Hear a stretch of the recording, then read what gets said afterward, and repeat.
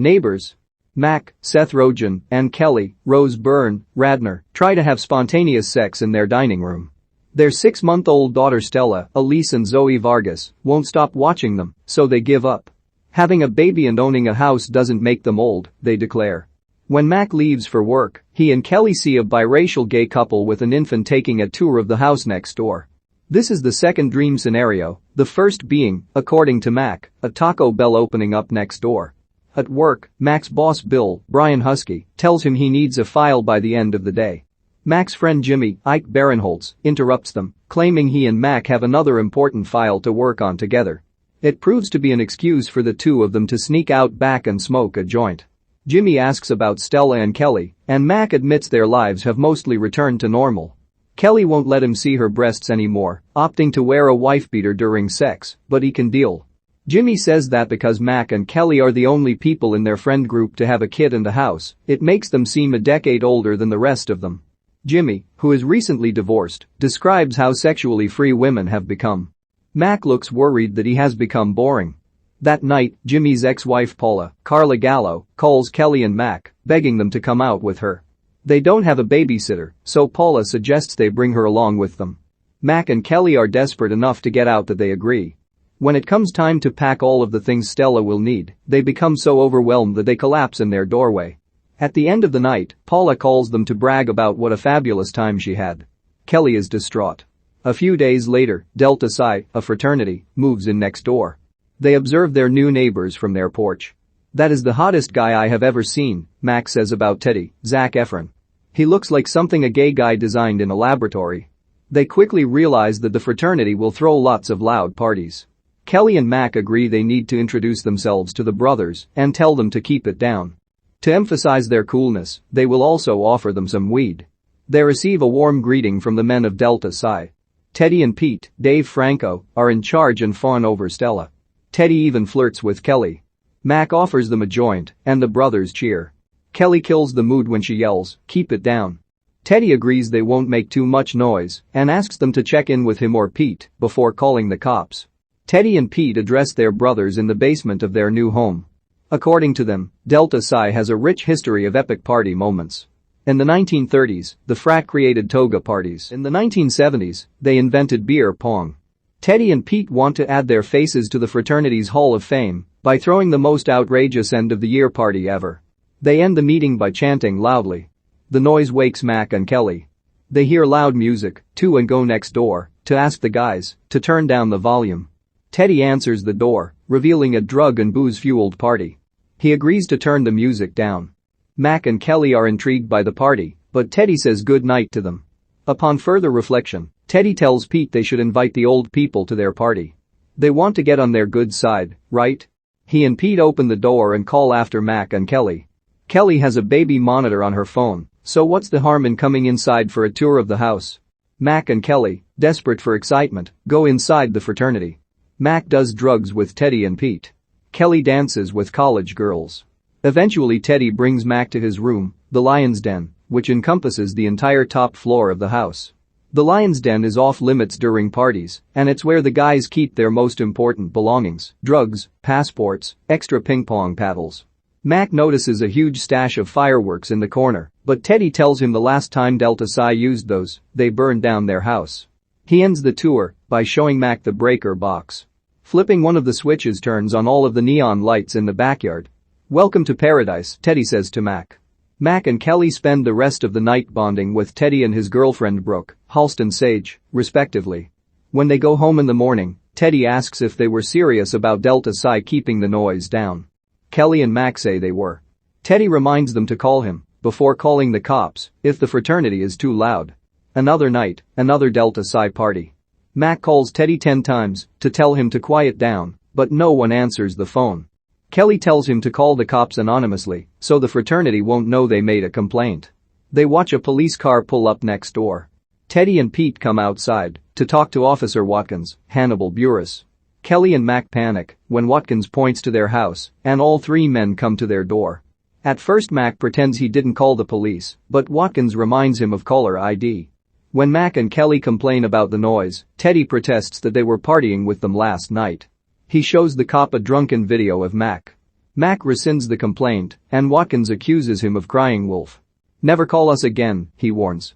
Teddy feels betrayed by Mac and Kelly. "I'm not mad," he tells them. "I'm just disappointed." The next morning Mac and Kelly awaken to find their lawn strewn with toilet paper and empty beer cans. Later, Pete cuts one of their expensive bushes into the shape of a bent-over man. When Mac and Kelly try to remove the bush, it looks as though they are having sex with it. Mac thinks they should lead a neighborhood-wide revolution against Delta Psi's antics, but they find that the fraternity has befriended everyone living in the surrounding houses. Their realtor says they cannot sell their house because no one wants to live next to a fraternity. The next afternoon, Mac and Kelly clean their front lawn of Delta Psi debris. They leave Stella on a blanket and are horrified when they discover a condom in her mouth. They rush her to the emergency room, and thankfully, she is fine. Mac and Kelly go to Dean Gladstone, Lisa Kudrow, at Delta Psi's university, but she cannot help them either. The university has a 3-strikes policy when it comes to fraternities, and burning down their previous house only counts as their first strike. Back at their home, Mac and Kelly have reached a tipping point. Kelly proclaims that she is a mama bear who must protect her cub. They decide to cause damage to the fraternity's house because Delta Psi does not have enough money to cover monumental repairs. They could force them to move. Mac busts their pipes, causing the basement to flood. The brothers gather to assess the damage, and Pete tells them the foundation of the house is ruined. Scooney, Christopher Mintz-Plasse, complains that they need to take action, not stand around with their dicks in their hands. This gives Teddy and Pete the idea to create and sell Delta Psi dildos to raise the money they need. Their sale is successful enough that they can not only fix their basement but also purchase a gigantic hot tub and outdoor speakers. Their parties become louder and rowdier. Kelly comes up with a plan. Fraternities are founded upon brotherhood and loyalty, so they need to get someone from Delta Psi to put hoes before bros. Mac doubts such a feat can be accomplished, but Kelly has noticed the way Brooke looks at Pete. She suspects Teddy's girlfriend and his best friend have a thing for each other. She enlists Paula and Jimmy to help them.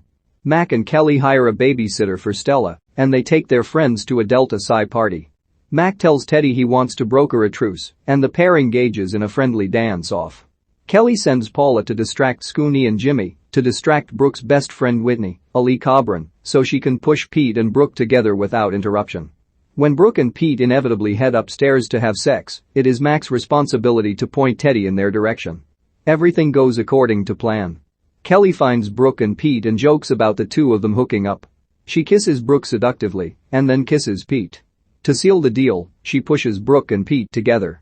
After a moment's resistance, they make out wildly and quickly head upstairs. Mac swivels on the dance floor, so Teddy sees them holding hands. He goes searching for them. Moments later, Jerrod Carmichael, bursts into Pete's room, where he is having sex with Brooke. He tells them that Teddy saw them. Pete finds Teddy, but when he asks if he's okay, Teddy punches him.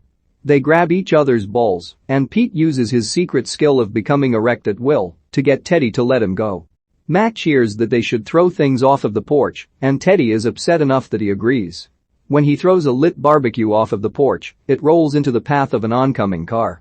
The barbecue bounces off of the car and hits an old man walking down the street. The man lives, so Kelly and Mac feel victorious. They get incredibly drunk to celebrate. The next morning they wake up to peace and quiet. Kelly's breasts are painfully full of milk, but she cannot nurse Stella because she is still a little drunk. She lifts her top to reveal darkened veins snaking away from her nipples. "Your boobs look like my grandma's legs," Mac complains. To his dismay, he has to milk his wife. When Kelly feels more comfortable, they agree that it was worth it because Delta Psi will disband. Teddy, Scooney, and Gar sit in Dean Gladstone's office. Teddy wants to know where Pete is, and Scooney tells him he is at the jobs fair. When Dean Gladstone arrives, she berates them for injuring the man on the street. This is their second strike, and they are on probation for the rest of the school year. If they throw any kind of party, she will shut Delta Psi down. Afterwards, Teddy finds Pete at the jobs fair. They make amends, and Pete returns to talking to prospective employers. Teddy speaks briefly with someone at AT&T's booth, but given that he doesn't know what the company does, he is turned away. Kelly and Mac go to Jimmy to get him to help them give Delta Psi their final strike. They say they dislike how messy the fraternity is, but Jimmy thinks they want to party with the brothers again rather than go back to their boring lives. Kelly and Mac goad Jimmy into helping him by reminding him that Paula is hooking up with Scooney, who happens to have a giant penis. Jimmy buckles and asks them, "What's the plan?" Mac knows hazing gets fraternities in lots of trouble. They invite on of Delta Psi's pledges, Asgus, Craig Roberts, out for coffee to get him to spy on Teddy and the others. They remind Asgus of how poorly Teddy, Pete, Garf, and the others treat him. Asgus flashes back to some of the indignities he has suffered, being teabagged, being hit, being scared out of bed by a deer head, so he jumps into a pile of poop. Asgus tells Kelly, Mac, and Jimmy he has endured hell and has been promised infinite blowjobs once he becomes a full-fledged brother. He won't earn against Delta Psi. Then Kelly offers him $1,000 and he buckles. Jimmy gives Asgus a pair of glasses with a camera built into the frame. It will record everything Asgus sees. Mac, Kelly, and Jimmy watch from a computer as Asgus and the other pledges are forced to crawl around naked, in a circle, with their noses pressed to the next pledge's butt. Teddy, Pete, and the others scream insults at them. Asgus breaks ranks and bellows that he's a human being. Teddy seems furious. "I'm going to haze you so hard your face falls off," he yells as Kelly, Mac, and Jimmy cheer. With that footage, it seems certain Dean Gladstone will shut down Delta Psi. Teddy drags Asgus into another room, but instead of hurting the younger man, he is concerned from him. "In my opinion," he says, "you're one of our strongest pledges." He wants to know if Asgus is all right. When the pledge admits he's tired and stressed, Teddy sends him upstairs to rest. The trio are no longer celebrating. Their mood sours even more when Asgus confesses to Teddy that Kelly and Mac hired him to spy on Delta Psi. He tells them that Kelly and Mac are also behind the busted water pipes and getting Pete and Brooke to have sex. Teddy takes his glasses, looks into a mirror, and tells the couple they have gone too far. The next morning, Kelly finds that the airbags in her car have been removed. She calls Mac at work to tell him she thinks the fraternity is behind the theft. Mac sits down on his chair and is catapulted into the ceiling as one of the airbags deploys. Moments later Jimmy sits down and suffers a similar injury. When Mac returns home, Kelly tells him, "We went too far, and now it's getting dangerous." Mac, on the other hand, is focused on revenge. Kelly tells him to grow up because their family might be in danger. "You should take responsibility," Mac snipes. He thinks Kelly should have stopped him from engaging in warfare with the fraternity in the first place. Kelly is offended. She doesn't want to have to be the responsible one all of the time, and just because she's a woman. She tells him she doesn't think they're a good team anymore, and Mac agrees. Kelly grabs Stella and leaves him to find the rest of the undeployed airbags, of which there should be 4 remaining. Pete and Teddy watch Kelly strap Stella into her car seat and drive off. Pete, as a child of divorce, worries that they have contributed to the failure of Mac's and Kelly's marriage. Teddy, as the child of parents who love each other, replies that he couldn't care less. Mac deploys the rest of the airbags and eventually ends up in Stella's nursery. Seeing her empty crib makes him miss her and Kelly, so he drives to Paula's house, where the pair have been staying. Kelly has missed him just as much, and they kiss and embrace. Pete finds Teddy sitting in front of Delta Psi's wall of fame. Teddy is depressed that they won't be able to throw any more parties and that he will therefore not be able to put his picture on the wall. Pete says none of the stories about the brothers on the wall are true anyways, so he should put his picture on the wall if it means that much to him. Did he really think Delta Psi brothers invented beer pong? Teddy is incensed that Pete would doubt their lore, and Pete encourages him to think about the things that actually matter, like their lives after college. He thinks Teddy is so focused on the old couple because they remind him of the future, and he hates that. Teddy tells Pete to go fuck his girlfriend again. Did Pete really think Teddy would get over that so easily? The two part angrily. After Pete leaves, Teddy sees Mac and Kelly pull up in their car. They kiss on the sidewalk. He goes over to their house, but neither of them wants to see him. To Mac and Kelly, the war is over. Teddy reminds them that he will be gone in a few months, but many more will replace him. He taunts them by saying that Stella will grow up watching shirtless handsome boys. Here he ignites his neighbor's anger. Kelly and Mac have drinks with Jimmy and plot Delta Psi's demise. Jimmy inadvertently gives them the idea to send Teddy a fake letter from Dean Gladstone saying that Delta Psi's probation has been revoked. When Teddy receives the letter, he is ecstatic. He and the others set to work planning the most epic party ever. Kelly, Mac, and Jimmy do different celebrity impressions so they can call into radio stations and promote the party. The night of the party arrives. Teddy and the other brothers have hotboxed the entire house. Hundreds of guests arrive, and the party is insane. Next door, Mac calls the cops to complain about the noise. Officer Watkins responds to the call. Garf finds a flyer promoting the party and brings it to Teddy. Delta Psi promotes its parties exclusively online. They realize that Mac and Kelly must have something to do with it because only old people would use flyers to promote something. Teddy shows Garf and Pete the fake letter, and Pete notices there is Hebrew on the school's insignia rather than Latin. They panic and shut down the party. As the music stops, the lights come back on, and people stream out of the house next door. Kelly and Mac realize Delta Psi has stopped the party.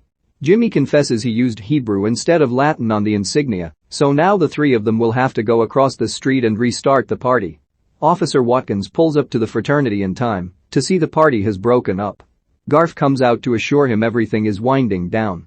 Watkins asks Garf about his name, and when Garf says his full name is Garfield, Watkins pesters him with trivia about the cartoon cat. Mac, Kelly, and Jimmy get inside and manage to get to the second floor of house. Teddy is in the lion's den, though, and Jimmy throws himself off of the balcony to cause a distraction. He breaks his leg, but manages to draw Teddy out of his room.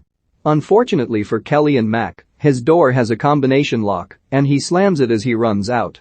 Jimmy confesses that he hurt himself to distract Teddy, and the fraternity president rushes back to his bedroom.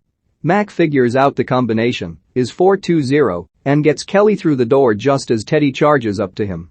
Mac and Teddy fight each other as Kelly tries to open the breaker box, which is also locked.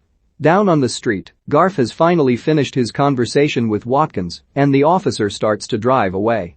Kelly sees the fireworks in the corner of the lion's den, lights one, and shoots it through the open window of Watkins' car. Watkins loses control of his car and calls for backup just as the lights go off and the loud music begins again. Teddy and Mac have stopped fighting, but neither knows what is going on. As it turns out, Scooney showed Paula the secret outdoor breaker box, and he restarted the party for her. Jimmy hobbles out of the house and finds them. He tells Scooney to get away from his wife, and the fraternity brother complies. Paula is touched by Jimmy's possessiveness over her, and the two kiss wildly. "Let's have a baby," Paula tells him. "A baby will solve all of our problems," Jimmy agrees. Outside, Teddy finds Pete and tells him to get the other brothers and run. He will take full responsibility for throwing the party and for shooting fireworks at Watkins. Pete refuses to leave Teddy behind, but Teddy would rather he focus on his bright future. "I love you," Pete tells Teddy, before gathering the other brothers and running away.